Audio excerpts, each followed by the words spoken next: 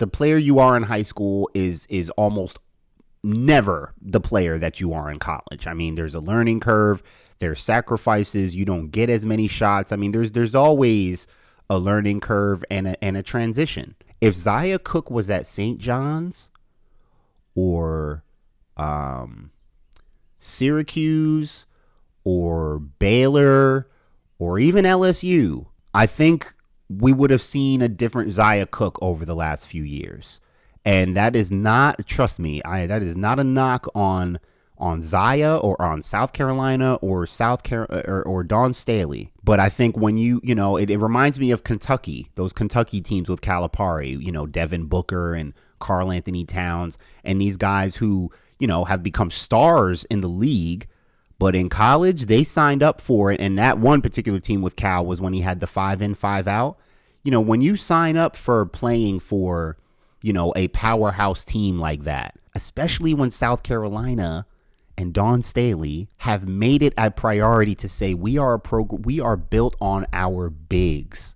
We're built on our paint play, on rebounding, on size and physicality. None of those things apply to Zia Cooke. Now, you need great guard play in college. That's always going to be true.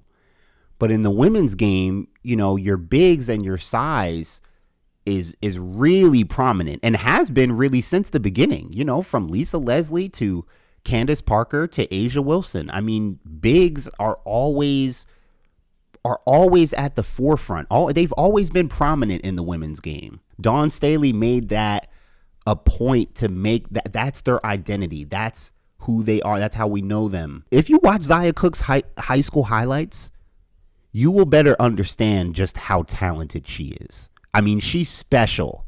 She is special, guys. If Zia Cooke was at maybe any other program, she would be talked about in a similar way as Caitlin Clark. Not because, she's not the shooter that Caitlin is. She's not she's a different kind of player. But I'm telling you, Zia would have been like, the Kyrie Irving of college basketball, because that's kind of what she is already. And I don't think enough people acknowledge that. I don't think enough people realize that. And I'm not blaming Dawn or blaming South Carolina, but, when you sign up for a program like that, that's built on winning and, having multiple different high level talented players where, you're not going to be the focal point. You're not going to just be doing whatever you want. And we are making a point to say we're built on our inside play. Again, I'm not trying to say that Zia, should have gone somewhere else or would have flourished or would have been better off somewhere else. No, because her legacy is now she has an incredible legacy now. I mean, I think she chose really that kind of winning legacy over just going somewhere and playing let her cook basketball.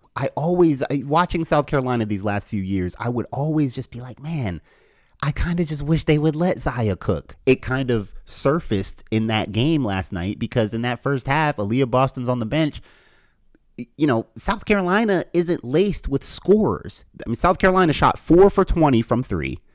And I think Raven hit 3 of them, if I'm not mistaken. I think she ended up making 3 threes out of South Carolina's 4 total threes for the game. The only thing that watching them throughout the year, I mean, they were so dominant, and it's like, again, how can you critique undefeated?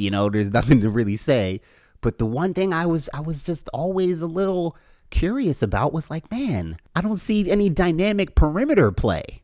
I didn't know if it would ever cripple them or if it would ever become a thing. I think it has now. I saw the quotes from Dawn after the game. She says she's not changing. Clearly, she's not feeling pressure to change things. It's not like she's going to change her system and start, going 4 out, 1 in and start recruiting shooters and guards and downsizing, going small. She's not going to flip the script just because Caitlin Clark, just put them away. She's going to come back next year probably doing the same kind of things.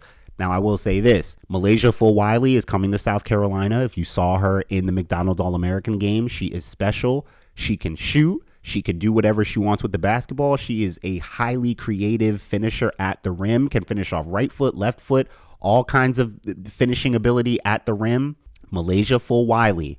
I did a little breakdown of her on the YouTube channel as well.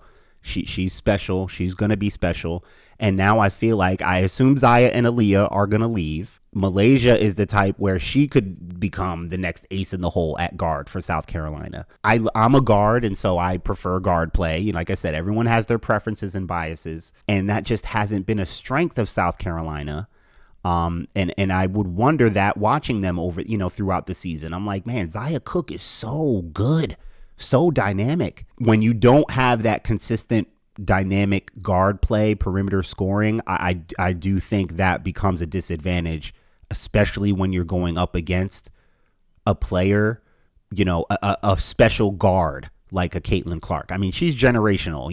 There's not too many players who could do that to South Carolina and take them out. But that was just something I was wondering about Zia Cooke, and I'm just such a big fan of her game. She is like that. And I feel like too many people kind of lost sight of what Zia Cooke really can do offensively. Not blaming South Carolina or Dawn for that, but I think she signed up for that kind of atmosphere and environment, and for good reason, because she has a phenomenal legacy in college basketball.